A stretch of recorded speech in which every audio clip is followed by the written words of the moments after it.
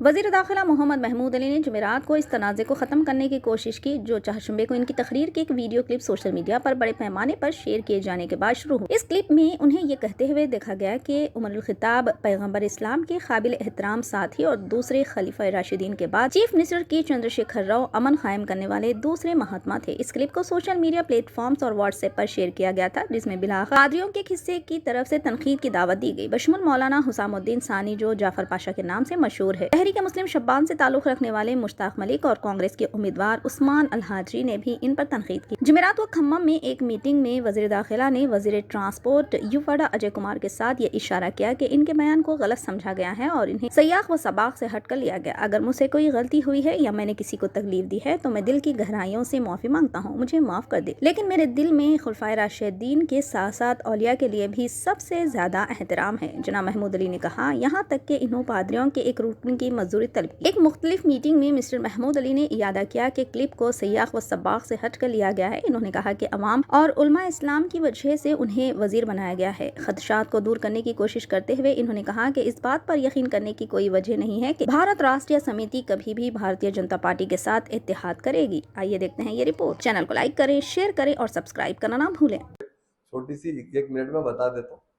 हमेशा हम सीएम साहब को जरा गांधी जी से ताबीर करते हैं, क्योंकि मेरी नानी कहा करते थे जब गांधी जी को गोली मारी गई तो मुसलमानों के घरों में रोमराट था, खाना नहीं पका था, क्योंकि गांधी जी बड़े सेकुलर थे।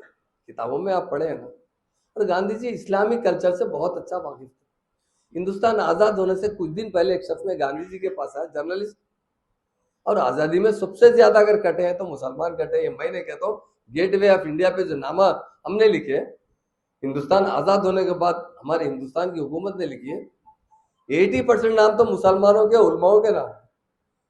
तो उनसे गांधी जी से सवाल किया, गांधी जी मौलाना अबुल कलाम साहब की बहुत इज्जत करते थे, तो पूछा कि आप हिंदुस्तान कैसा देखना चाहते हैं?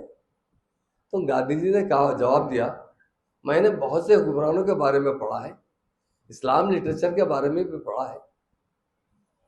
उमर फारूक रज़ी अल्लाह अन्हु के ज़माने में जो इंसाफ हुआ करता था, जिस तरह की हुकूमत थी, उसी तरह की हुकूमत मैं हिंदुस्तान में देखना चाहता हूँ। ये काम है। बाद में दूसरी बात कहते हुए कहा कि महात्मा गांधी के बाद हमारा तेलंगाना गांधी भी है, जो वो अच्छी तरीके से गांधी जी के रास्ते पर चलता है, लोगों को सेकुलरिज्म लाता है। अब एक मीडिया वाले ने बीच का एक बट को निकाल दिया। अब क्या करूं, बोले मैं फिर भी तो मुफ्ती साहब से बात किया। मैं अजय भाई के प्रेस कॉन्फ्रेंस में सारे हिंदुस्तान के, मेरे स्टेट नहीं कि उसने सारे हिंदुस्तान के मुसलमानों से इस गलत फहमी के लिए मैं खुद माफी चाहा, क्योंकि माफी चाहना ही अल्लाह ताला को पसंद है। और उधर से एक बात पूछता हूँ, हमारे मुफ्ती हजरात है, हमारे मुफ्ती हजरात के चप्पल के धूल के बराबर भी हम नहीं है, कसम से कहता हूँ। तो खुलफाए राशिदीन के मुकाबले में किसी कर सकते सर? सारी दुनिया के सर काट के रख देंगे, उनके खत्मों में तो कम है।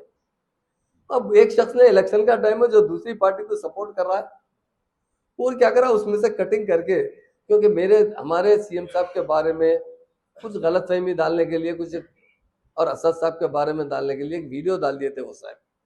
तो मेरे बेटे ने सख्ती से कहा, और एक बात मैं बोलना भी चाहता हूँ हमारे उलमा से, हमारी गर्दन भी कट जाएगी तो हम बीजेपी में नहीं मिलेंगे। ये कांग्रेस वाले रूमर्स फैला रहे, क्यों मिलेंगे बताइए? मोदी साहब आके कहते हैं नहीं बोलना चाहिए, जगह है क्योंकि सियासी नहीं है, कि केसीआर साहब मेरे से पूछ रहे हैं कि केटीआर को चीफ मिनिस्टर बनाएंगे। अरे विजय साहब के वैसे लोग आ रहे तो बना देते, एमएलए तायद करे तो बना देते, पीएम से तायद लेना है क्या? बोलिए, उन्हें एक बोलते रहते सीएम साहब के पीछे, वो मेरी बात को कट करके क्या कर दिए, वो तेलंगाना के महात्मा केसीआर साहब भी महात्मा गांधी की तरह उस ख्यालात से चलते हैं, और हम कई बार बोल चुके हैं, वो बात तो काट देके उसको लगा दिए। तो उसमें लोगों में थोड़ी सी गलतफहमी है। फिर भी किसी को भी जर्रा दिल में इतना बाल बराबर भी किसी को मेरी गुफ्तगू से ही अगर कोई आदमी उलटपट करने से भी तकलीफ हुई तो मैं उससे माफी चाहता हूँ। मैं आपका खादिम हूँ और आपके कदमों के पास रहने वाला हूँ। आपके दुआओं से, आपकी वजह से ही मुझे डिप्टी चीफ मिनिस्टर मिला है, आपकी वजह से ही मुझे होम मिनिस्टर मिला है। मुफ्ती साहब भी थोड़ा जानते हैं मुझे, मैं हलाल रोजी खाता हूँ, मैं टोटल, आप पूछिए अजय भाई से पूछिए, मैं हमारे उलमाओं का इतना एहतराम करता हूँ, हमारे उलमाओं की इज्जत के लिए मेरी गर्दन काट कर उनके खदमों में रख सकता हूँ।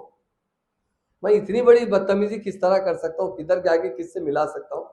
मगर वो शख्स हमारे मुखालिफ था, जिस शख्स ने उनके टीवी के हद में वो बात कट किया हो।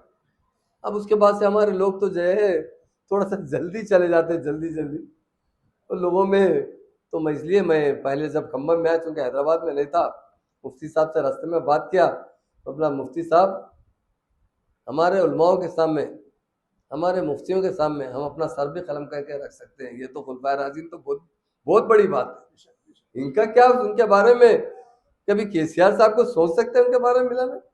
ये नाउज बिल्ला, ये हम पे वो बीच का टुकड़ा कट कर दिया गया, कट करते क्या हुआ, उधर की दवा इधर मिल गई। तो अजब है कि ऑफिस में मैं भी माफ़ी चाह लिया हूँ, और फिर और एक बार भी, क्योंकि यहाँ के मुफ्ती हजरात हैं, मैं माफ़ी चाहता हूँ।